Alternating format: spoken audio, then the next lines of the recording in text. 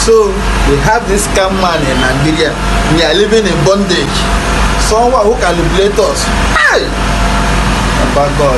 I beg, not allow us to pass through what we don't see last 8 years. I beg. Look, I just listen to this man. Listen to him. I beg. Go and find your PVC. Go and find your PVC. I beg you. They beg you. I beg you. I beg you. You don't hear when? Let me tell you. 1 minute. Let me tell you. If any of them is here, let me tell you, if they were here, they will succeed. Quote me anywhere. 1 minute. I went to school. I've been to the best of schools. I've been to the best of schools. I've been to Oxford. I've been to Cambridge. I've been to all of them. And I tell you what. How many have you ever seen anybody in this country who walked into the bank and was giving money based on intellectual capital? They will tell you to bring your grandmother's house, your father's old house, by the time you finish it, that's it. Bill Gates was given $1 million. Go and read the history of Microsoft by a bank. For a young boy who was in a garage. Steve Jobs and his friend Wozniak was given $2 million. Who would have given them that type of money here? Nobody. Let me tell you, Steve Jobs went and brought George Scully. George Scully was the CEO of Pepsi. Steve Jobs sent him a text and continued to send him a text. Do you want to continue selling sugared water, or do you want to be part of changing the world? One day, George Scully got up and said to Pepsi, where is President and CEO? I'm leaving this company. I want to go and join these small boys in a garage. Which person will do it here? His people will say that they don't do a medicine. No. Nobody will do it. That's what we have. The government will not support you. You do anything here, the government will not patronize you. They will not patronize white man.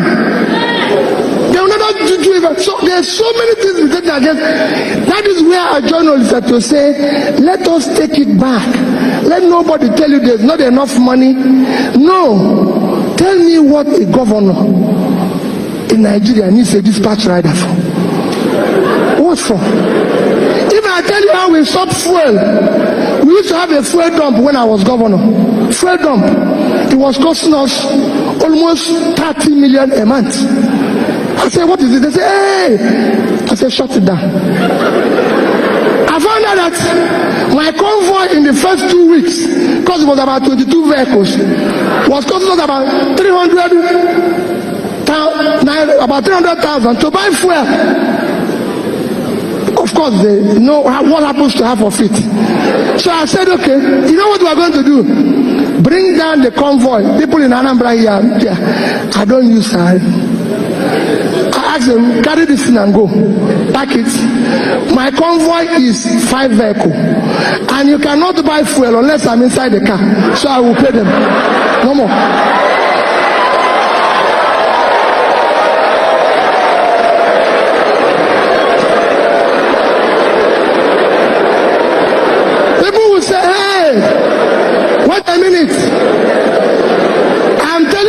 That are here, it is your future that they are toying with. I have children, I have kids, I have 2 lovely children that are graduates.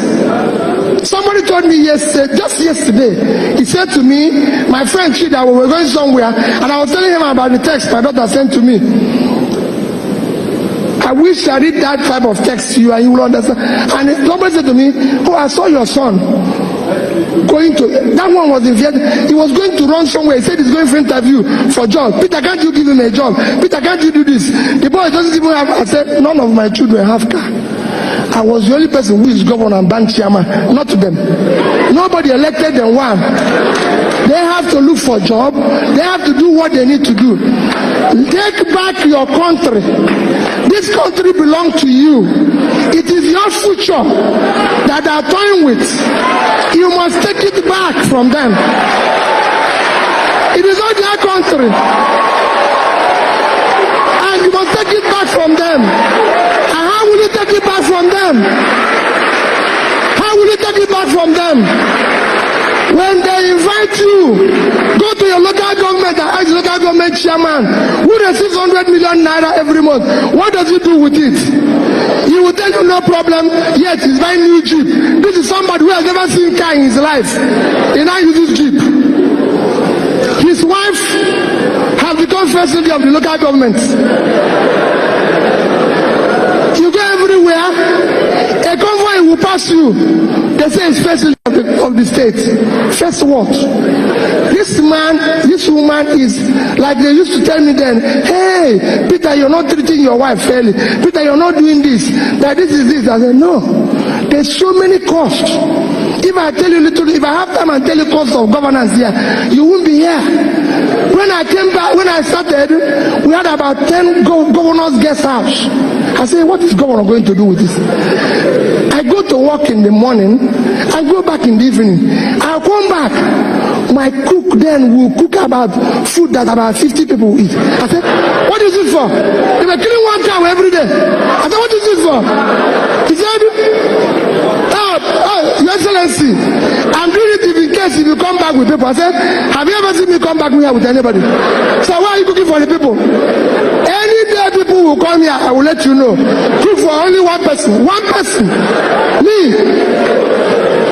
I said, don't do it. You know, I come from Anambra State. There's too many big men. Of course. Like I told them, I said, don't allow any of them to come here. I don't have what it takes to entertain them. So what they do, they phone me, Peter, I want to see you. I come to your house in the evening. So I go to his house, because there he will bring his champagne, eat his fabulous food, and at times when I'm going, they will give me some to take back. Goodbye. But don't go to government house, because government house is not a restaurant. It's not a place to drink champagne.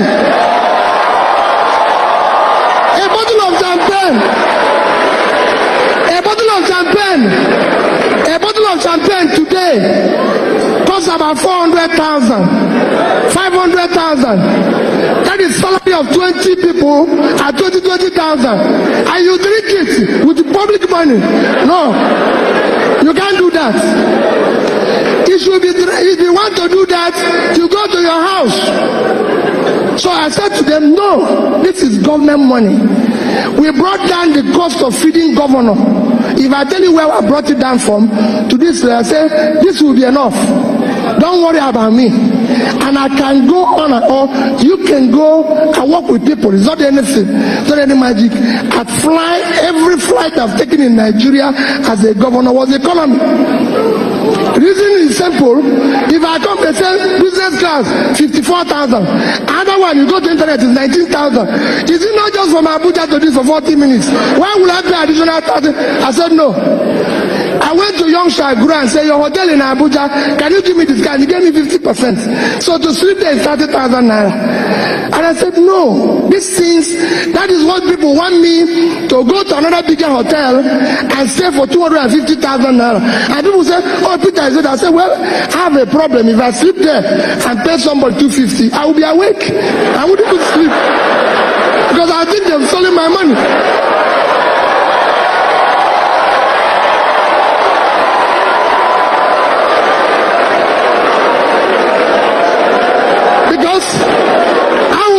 Selling my money. So it is important that you understand our government, we need to shut down cost of governance. No state government needs a house in Abuja. The governor doesn't live in Abuja. They don't need all this. Nobody wants to kill you. I was governor for 8 years without bulletproof car. I'm must tell you that I bought one, but I didn't use it, and nobody killed me. I was using Prado. They will say, hey, it's not balance, it's not this. Another thing they keep telling me, that government vehicles, because of the high traffic, is every 6 months. I say, wait, if you remove this car from here, because you know what they do? They take it into auction and say, I say, no, this car is here for the term. We will use it. It's functional. What do people think you're doing to yourself? We must shut down. And people say, where did you get money? To say, where did you get money? We got those monies. We were owing gratuities and pension of people for 35 billion.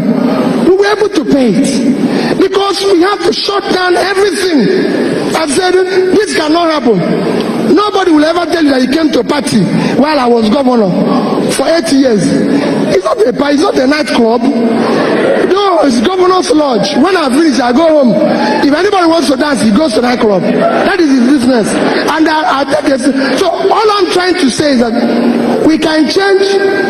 No visitor we put in a hotel if you have any value to offer. And go and check.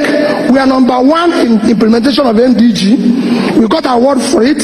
I spoke at the UN. Go to European Union. We are number 1 in European Union while I was there. Why am I saying this? We were able to meet up every obligation. So my dear people, yes, it's good to stay here and feel bad and do everything, but let me beg you, you have no other country except this one. And only you can do this. If anybody is telling you, those people out there, they don't know you. They don't care about you. If they care, they will do things differently. You will see it in their behavior. You will see it in the way they do things, the way they feel, the way they move, and everything. In that, because they are doing that, what I beg you is that you must, like Olisa pleaded, get up and decide to join politics. Get up and decide to be part of it.